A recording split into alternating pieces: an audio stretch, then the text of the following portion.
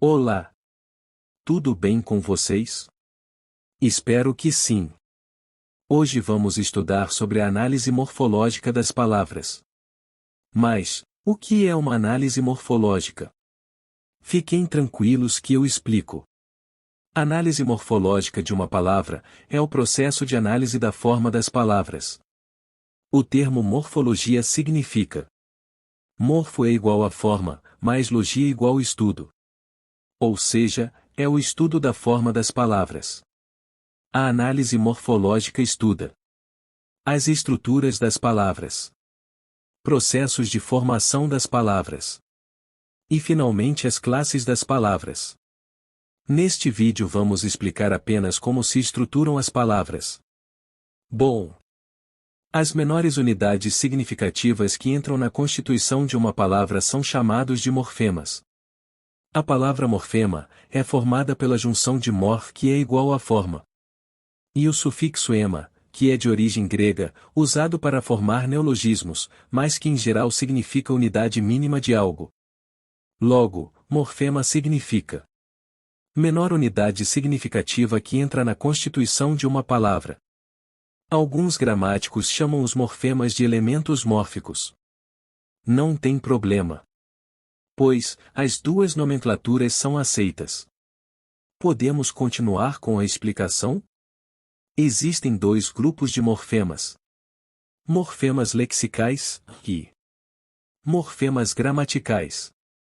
Vamos começar pelos morfemas lexicais. O termo léxico é de origem grega e significa significado básico. O grupo dos morfemas lexicais são formados pelos radicais.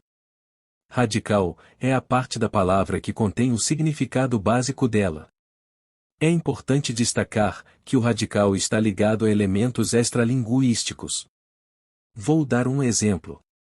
A palavra pedra se refere a um objeto sólido, ou seja, um mineral. Os minerais são elementos extralinguísticos, pois não existem apenas no universo gramatical. O minério pedra existe no mundo real visível e palpável. Ao morfema radical se juntarão outros elementos mórficos, que mudarão sua estrutura original. No entanto, sempre existirá uma relação de sentido, embora seu significado original seja alterado. Por exemplo, pedra não é a mesma coisa que pedreiro. Mas, como as duas palavras possuem o mesmo radical pedra, acabam mantendo uma relação de sentido. Pois, pedreiro na Grécia Antiga era o trabalhador que trabalhava com pedras nas construções da Idade Antiga. Agora, vamos falar sobre o grupo dos morfemas gramaticais. Os morfemas gramaticais são unidades menores de significação que entram na constituição de uma palavra. Eles se juntam ao radical para indicar gênero, número, pessoa, etc. Os morfemas gramaticais estão relacionados a elementos linguísticos. Isto é, elementos que dependem do universo gramatical para serem notados. Vou dar um exemplo. Novamente vamos utilizar a palavra pedra. Mas, desta vez a grafia será pedras. Pedra é o radical. A vogal A é a vogal temática nominal. E o S chamamos de desinência nominal de número plural. Tanto a vogal temática nominal A quanto a desinência nominal de número plural S pertencem ao grupo dos morfemas gramaticais, pois adquirem mais relevância no universo linguístico. Na palavra felizes, que estamos vendo na imagem, podemos visualizar os grupos interagindo. Feliz é o radical. Grupo dos morfemas lexicais. A vogal E, chamamos de vogal de ligação. Daqui a pouco falaremos mais sobre ela. O S é a desinência nominal de número plural. Ele pertence ao grupo dos morfemas gramaticais. Até aqui tudo bem? Espero que sim. Vamos ao próximo quadro. Neste quadro, nós temos uma organização de todos os elementos mórficos ou morfemas, que podem aparecer em uma palavra da língua portuguesa. Vamos falar de cada uma das colunas. Da esquerda, para a direita. Na primeira coluna, o elemento mórfico é o radical. Mas nós já falamos sobre ele. Vamos à segunda coluna. O segundo elemento mórfico são as desinências. Mais à frente falaremos sobre elas. Na terceira coluna, temos as vogais temáticas. Teremos um momento para falar melhor sobre elas mais à frente. Na quarta coluna, temos os afixos. Os afixos são elementos formadores de novas palavras, que podem aparecer antes do radical ou depois do radical. Eles serão melhor estudados nos próximos vídeos. Mas, atenção! Para serem afixos, essas partes pré e pós-radical devem criar novas palavras. E não apenas indicar gênero, número, pessoa, modo, tempo, etc. Na quinta coluna, temos as vogais de ligação. Vou explicá-las melhor nesta mesma imagem. As vogais de ligação não possuem nenhuma significação. Elas servem apenas para evitar encontros consonantais. Isto é, choques entre consoantes. O choque entre consoantes dificultam a pronúncia de determinadas palavras. Vamos ver um exemplo?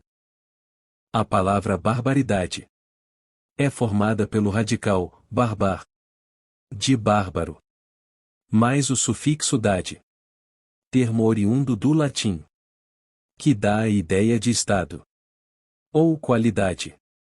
No entanto, se juntássemos imediatamente barbar com dade, teríamos a palavra barbardade. A pronúncia ficaria complicada.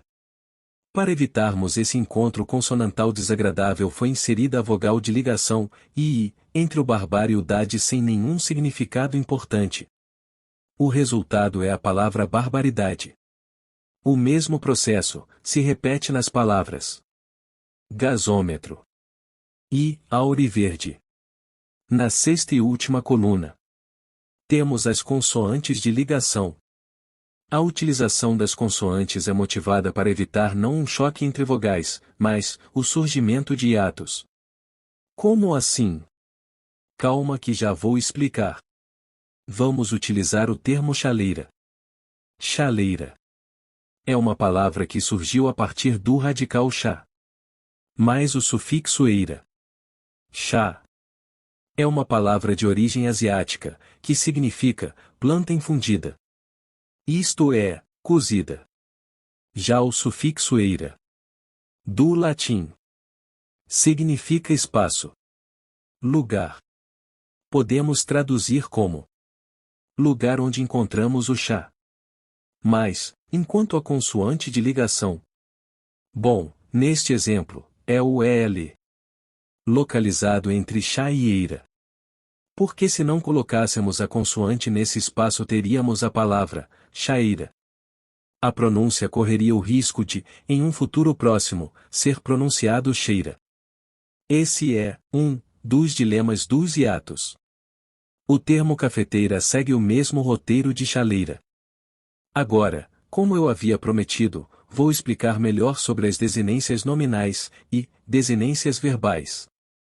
Vamos começar pelas desinências nominais. Desinências nominais são morfemas, ou seja, mínimas unidades significativas, que nos dão ideia de número, singular e plural, gênero, masculino e feminino, dos nomes. Nomes, gramaticalmente falando, são as classes das palavras que não são verbos. Nomes são um conjunto de palavras formado por artigos, pronomes, substantivos, numerais e adjetivos. Portanto, as desinências nominais aparecerão apenas nos nomes. Vamos observar estes exemplos. No substantivo menino, temos o radical menim, mais a vogal O. A letra O será desinência nominal de gênero masculino. E número singular. No substantivo menina, temos o radical menin. Mais a vogal a. A letra a. Será desinência nominal de gênero feminino. E número singular. No substantivo meninas. Temos o radical menin. Mais a vogal a. Seguida de s. A letra a. Será desinência nominal de gênero feminino. E o s de número plural. No adjetivo cansadas. Temos o radical cansa de. Mais a vogal a. Seguida de s. A letra a será desinência nominal. De gênero feminino. E o s de número plural. No pronome demonstrativo estas. Temos o radical este. Mais. A vogal a seguida de s. A letra a. Será desinência nominal de gênero feminino. E o s de número plural. Curiosidade, o masculino de esta. É este. Neste caso. A desinência é. Indica o masculino.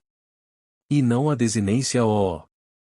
Como ocorre, com frequência. Calma. Que já estamos terminando. As desinências verbais. As desinências verbais são as terminações dos verbos. Elas podem ser de dois tipos. Desinência verbal. Desinência verbo nominal. Desinência verbal é a terminação de um verbo. Quando o mesmo encontra-se conjugado. Sua função é indicar o modo do verbo como indicativo, subjuntivo e imperativo. O tempo. Pretérito. Presente. Futuro. E a pessoa. Primeira. Segunda. Terceira. Do singular ou plural. Vamos analisar os verbos. Namoramos e namorei. O radical do verbo namoramos. É namor. A vogal a. É a vogal temática. Que explicaremos melhor daqui a pouco. A terminação. Mois, chamaremos de. Desinência verbal porque aparece no final de um verbo. Do modo indicativo. Do tempo presente. E da primeira pessoa do plural. Agora, o verbo namorei. O radical é novamente namor. A terminação.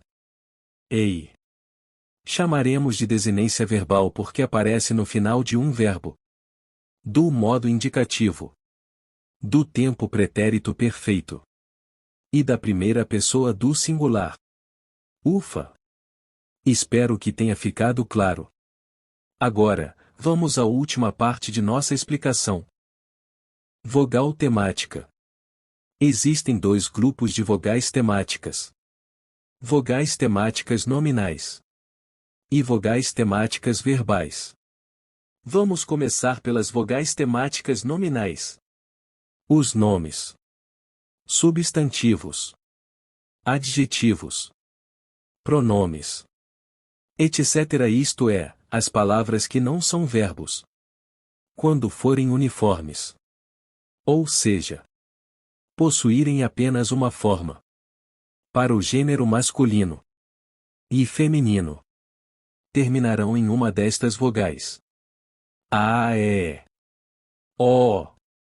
Se terminarem em A, essa vogal será chamada de vogal temática nominal da família de A. Exemplo. Artista. Criança. Etc. Se terminarem em E, essa vogal será chamada de vogal temática nominal da família de E. Exemplo. Gente. Crente. Etc. Se terminarem em O, essa vogal será chamada de vogal temática nominal da família de O. Exemplo. Cavalo. Palhaço. Etc. Vocês devem estar se perguntando.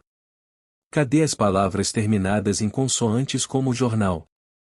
E aquelas terminadas em I? Como jabuti? Ou U? Como urubu. Fiquem tranquilos, essas palavras são de origens estrangeiras. Portanto, não se submetem às regras da língua portuguesa, que estamos abordando. As vogais temáticas verbais.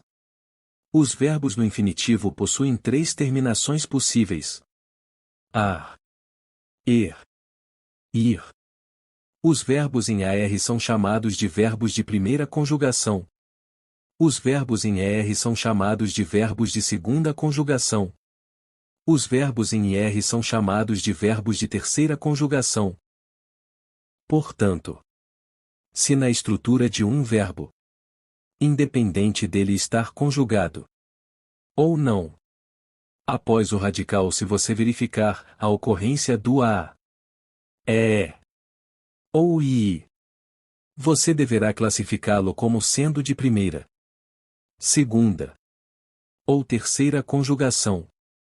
Vamos ver alguns exemplos. Verbo amava. O radical desse verbo é aão. Após o radical temos a vogal a. Chamaremos essa vogal de vogal temática de primeira conjugação. Verbo comer. O radical desse verbo é com. Após o radical temos a vogal e. Chamaremos essa vogal de vogal temática de segunda conjugação.